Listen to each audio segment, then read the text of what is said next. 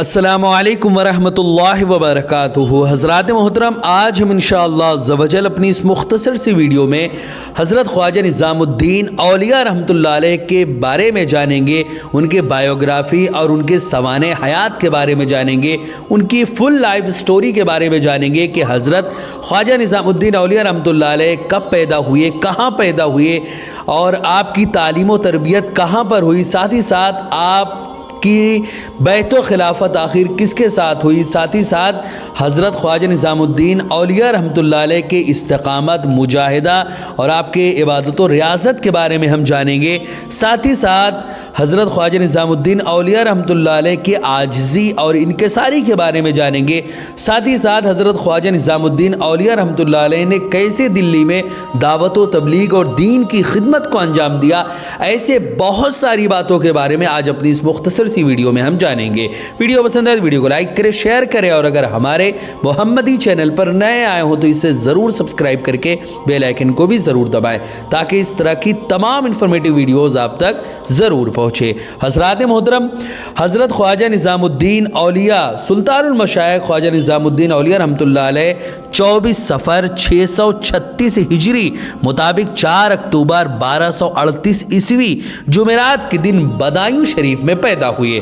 آپ کے آباء و اجداد بخارا کے رہنے والے تھے جو ہجرت کر کے چنگیز خان کے حملے کے زمانے میں لاہور آ گئے تھے اور پھر کچھ دنوں بعد وہاں سے بدایوں جو کہ اس وقت اللہ والوں کا شہر کہلاتا تھا وہاں پر تشریف لے گئے۔ حضرات محترم، اب آپ کی تعلیم و تربیت کہاں ہوئی ذرا وہ بھی سماعت کرے۔ حضرت محبوب الہی رحمۃ اللہ علیہ جب تھوڑے بڑے ہوئے تو والدہ ماجدہ نے بدایوں کے ایک مدرسے میں آپ کا داخلہ کروا دیا جہاں آپ نے بہت جلد قرآن پاک کی تکمیل فرمائی اور اس کے بعد دوسری کتابیں پڑھنے میں مصروف ہو گئے۔ حضرات محترم، بدایوں میں ممکنہ تعلیم مکمل کرنے کے بعد مزید تعلیم کے لیے 16 سال کی عمر میں دہلی تشریف لے گئے اور مسلسل 3 سال تک تعلیم حاصل کرتے رہے۔ آپ کے اساتذہ میں شمس الدین خوارزمی، برہان الدین محمود، ابو الخیر اسعد بخاری بلخی، اسی طرح تبریز، یاور محمد بن احمد بن المار، اسی طرح کئی سارے ایسے لوگ ہیں جو قابل ذکر ہیں، وہ آپ کے اساتذہ میں ہیں۔ حضرات محترم، اسی طرح طالب علمی کے زمانے ہی میں آپ اپنے دوستوں سے فرمایا کرتے تھے کہ میں تمہارے درمیان زیادہ دنوں تک نہیں رہ پاؤں گا۔ اس سے معلوم ہوتا ہے کہ آپ کو بچپن سے ہی مخلوق سے الگ رہنا اور محبت الہی میں مستغرق رہنا پسند تھا۔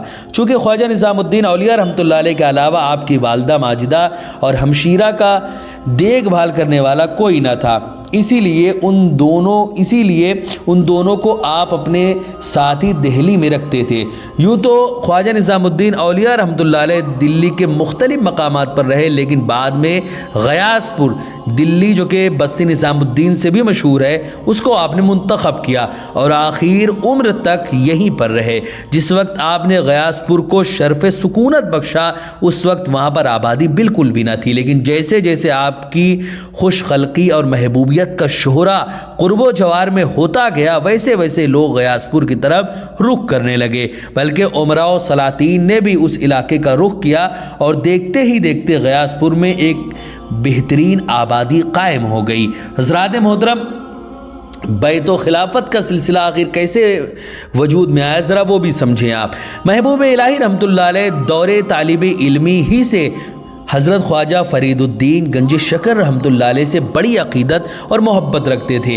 ایک دن ابو بکر خراتا اور ابو بکر قوال نے شیخ الشیوخ کا تذکرہ کیا اور ان کے محاسن و محامد بیان کیے، جسے سن کر حضرت محبوب الہی رحمۃ اللہ علیہ کے دل میں ایک خاص قسم کی کیفیت پیدا ہوئی اور گرویدگی اس قدر بڑھی کہ اپنے آپ کو نہ روک سکے اور ان سے ملاقات کے لیے پاک پٹن تشریف لے گئے۔ وہاں پہنچ کر قدم بوسی کی جو شرف ہے وہ آپ نے حاصل کیا اور اپنے دل کے حالات و کیفیت کو شیخ الشیوخ سے بتانا چاہا، لیکن روب و جلال کی بنا پر چاہ کر بھی نہ بتا سکے۔ ادھر شیخ فرید الدین گنج شکر رحمۃ اللہ علیہ نے آپ کے دل کے حالات اور کیفیات کو جان لیا اور فرمایا، یعنی ہر آنے والے پر ایک روب و جلال غالب رہتا ہے۔ اسی دن شیخ نے بیت سے مشرف کیا۔ رات میں سونے کے لیے شیخ کے حکم پر آپ کو چارپائی دی گئی، لیکن آپ اس پر ادباً اور احتراماً نہیں سوئے، کیونکہ شیخ کے دوسرے مریدین زمین پر سو رہے تھے۔ ادھر شیخ کا حکم بھی سامنے تھا جس پر عمل ضروری تھا، اس لیے آپ نے چارپائی الٹ دی اور اس پر لیٹ گئے۔ اس طرح شیخ کے حکم پر بھی عمل ہو گیا اور ادب بھی ملحوظ رہ گیا۔ حضرات محترم، پھر ایک دن خواجہ نظام الدین اولیاء رحمۃ اللہ علیہ کے زہد و تقویٰ کو دیکھ کر شیخ فرید الدین گنج شکر رحمۃ اللہ علیہ نے خلافت و اجازت سے نوازا اور آپ کے حق میں یہ بھی دعا فرمائی کہ اللہ تعالیٰ تم کو نیک بنائے اور تم کو نفع دینے والا اور علم اور عمل مقبول سے سرفراز فرمائے۔ تم ایسے درخت بنو گے، ایسے درخت ہوگے جس کے سائے میں اللہ کی مخلوق آرام پائے گی۔ تمہیں مجاہدہ کرنا چاہیے تاکہ تم میں صلاحیت پیدا ہو۔ حضرات محترم، شیخ کی جانب سے آپ کو جو خلافت نامہ عطا کیا گیا اس کا ایک اقتباس قارئین کی نظر ہے۔ وہ فرماتے ہیں کہ میں اس بات کی اجازت دیتا ہوں، یعنی جس میں حضرت فرید الدین گنج شکر نے جو خلافت نامہ دیا تھا اس میں لکھا ہوا تھا کہ میں اس بات کی اجازت دیتا ہوں کہ نظام الملک اور نظام الملک والدین، یعنی اس میں نظام الملک والدین تمام باتوں کی روایت کریں جو انہوں نے مجھ سے، یعنی اس بات کی انہوں نے اجازت دی کہ تمام باتوں کی، میں اس بات کی اجازت دیتا ہوں کہ نظام الملک والدین تمام باتوں کی روایت کرے جو انہوں نے مجھ سے استفادہ کیا۔ نیز اس کی اجازت دیتا ہوں کہ اس مسجد میں خلوت اختیار کرے جس مسجد میں نماز باجماعت ادا کی جاتی ہے، اور خلوت کے شرائط میں کمی بیشی نہ کرے۔ ان شرائط کے حصول میں ترقی ہے اور اس خلوت کے ترک کرنے سے فوراً بدی کی طرف قدم اٹھتا ہے۔ وہ شرائط یہ ہے: مقاصد کو تباہی سے بچائے اور جو چیز مقاصد کے حصول میں رکاوٹ ہے اسے اراض کرے۔ اور خلوت کی شرح یہ ہے کہ رسول اکرم صلی اللہ علیہ وسلم نے فرمایا ہے کہ دنیا میں اس طرح رہ گویا تو مسافر ہے، اور اپنے آپ کو اصحاب قبر میں شمار کر۔ پس شرائط ادا کرنے سے خلوت صحیح ہوتی ہے، اور خلوت نشی کے قصد سے تمام جمع ہو کر ایک بنتی ہے، تمام ہمتیں جمع ہو کر ایک بن جاتی ہے۔ اسی لیے ایسا شخص خلوت میں داخل ہو جو اپنے نفس کو توڑے اور مخلوق کو موجود نہ جانے، دنیا اس کی لالچ اور خواہش کو ترک کر دے، اپنے آپ کو چھوٹی چھوٹی باتوں میں مصروف رکھے، اگر تھکان غلبہ کرے تو تھوڑی دیر سو کر نفس کو راحت پہنچائے۔ اسی طرح صاحب خلوت کو بیکار چیزوں سے پرہیز کرنا چاہیے۔ حضرات محترم، اسی طرح محبوب الہی رحمۃ اللہ علیہ کے شیخ کے وصال، یعنی شیخ وصال سے پہلے، یعنی محبوب الہی حضرت نظام الدین اولیاء رحمۃ اللہ علیہ کے جو شیخ صاحب تھے، ان کے شیخ صاحب کے وصال سے پہلے اپنا کپڑا، مصلح اور عصا دیتے ہوئے یہ وصیت کی تھی کہ یہ تمام چیزیں نظام الدین کو دے دینا۔ آپ جب شیخ فرید الدین رحمۃ اللہ علیہ کے وصال کی خبر سن کر پاک پٹن تشریف لے گئے اور شیخ کے روضے کی زیارت سے فارغ ہوئے تو شیخ بدر الدین اسحاق نے آپ کی خدمت میں وہ کپڑا، مصلح اور عصا پیش کر دیا۔ حضرات محترم، استقامت، مجاہدہ اور عبادت۔ حضرت نظام الدین اولیاء رحمۃ اللہ علیہ کیسے استقامت پذیر رہتے تھے، مجاہدہ اور عبادت کرتے تھے، ذرا وہ بھی سنیں۔ ایک مرتبہ شیخ الشیوخ رحمۃ اللہ علیہ اپنے کمرے میں ٹہلتے ہوئے کچھ اشعار گنگنا رہے تھے اور بار بار سجدہ ریز بھی ہو رہے تھے کہ اسی درمیان محبوب الہی رحمۃ اللہ علیہ کمرے میں داخل ہوئے اور قدم بوسی کی۔ شیخ نے فرمایا، نظام الدین، نظام جو مانگنا چاہتے ہو مانگ لو۔ چنانچہ آپ نے استقامت کی خواہش ظاہر کی۔ ایک دن شیخ نے فرمایا، اے نظام، میں تمہیں ایک راز بتاتا ہوں، روزہ رکھنا آدھا دین ہے اور دوسرے اعمال جیسے نماز، روزہ، حج وغیرہ آدھا دین ہے۔ چنانچہ محبوب الہی نے اپنے شیخ کے اس فرمان پر عمل کرنے کا عزم کر لیا اور جب پاک پٹن سے دہلی واپس ہوئے تو صوم دہر رکھنا شروع کر دیا۔ آپ شروع سے ہی ریاضت و مجاہدہ کرتے رہتے تھے، لیکن شیخ سے ملاقات کے بعد اور زیادہ مجاہدہ کرنے لگے۔ اس کا طریقہ یہ تھا کہ آپ بہت ہی کم کھانا تناول فرماتے اور کبھی تو ایسا ہوتا کہ 2-3 دنوں تک فاقے میں آپ کا گزر جاتا تھا۔ حضرات محترم، ایک وقت ایسا بھی آیا کہ آپ کی خدمت کرنے والے اور کچھ دیگر ساتھی بھوک کی شدت سے بے حال اور پریشان تھے۔ اسی وقت سلطان جلال الدین خلجی نے آپ کو ایک گاؤں جاگیر میں دینے کی خواہش ظاہر کی اور قبول کرنے کی التجا بھی کی تاکہ آپ کا فاقہ دور ہو جائے، لیکن آپ نے اسے قبول نہ فرمایا۔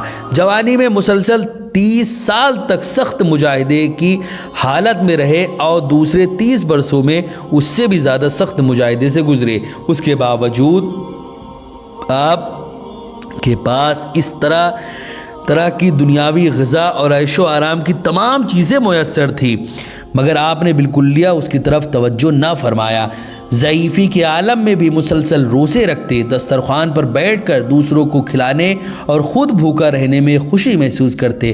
مغرب اور عشاء کے درمیان مجلس لگتی، اس وقت بھی کئی قسم کی میوے لائے جاتے، وہاں پر موجود لوگوں کو کھلاتے لیکن خود نہیں کھاتے۔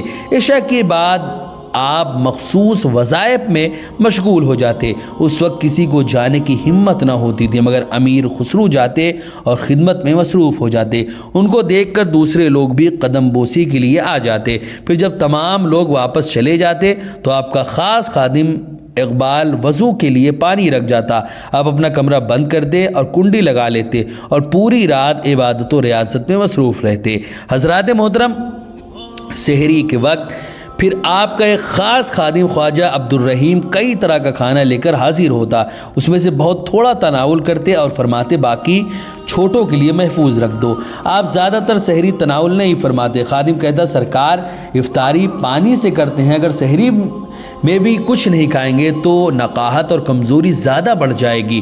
یہ سن کر آپ رونے لگتے اور فرماتے کتنے مسکین فقیر مسجدوں اور دکانوں کے باہر بھوکے سوتے ہوں گے، پھر یہ کھانا میں کیسے کھاؤں؟ آپ اکثر فرمایا کرتے تھے کہ مجھے ایک کتاب دی گئی ہے جس میں لکھا ہوا ہے کہ دلوں کو راحت پہنچاؤ، کیونکہ مومن کا دل اللہ تعالیٰ کے اسرار کی جگہ ہے، کیونکہ قیامت کے دن سب سے زیادہ دلوں کو راحت پہنچانے کے بارے میں پوچھا جائے گا۔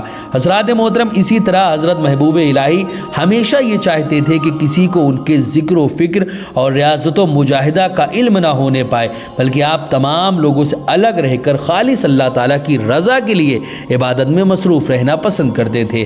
حالانکہ دوستوں کے ساتھ اٹھتے بیٹھتے بھی تھے لیکن اس کو پسند نہیں کرتے تھے اور برابر اس کی فکر میں رہتے تھے کہ وہ وقت کب آئے گا جب میں اکیلے اللہ تعالیٰ کے ذکر و فکر میں مصروف رہوں گا۔ یہی وجہ ہے کہ آپ اکثر اپنے دوستوں احباب سے یہ فرماتے تھے کہ میں تمہارے درمیان چند دنوں کا مہمان ہوں۔ ایک زمانہ ایسا بھی رہا کہ محبوب الہی رحمۃ اللہ علیہ کا دل کسی چیز میں بھی نہیں لگتا تھا اور ہمیشہ اس فکر میں رہتے تھے کہ کسی مردان غیب سے ملاقات ہو جائے۔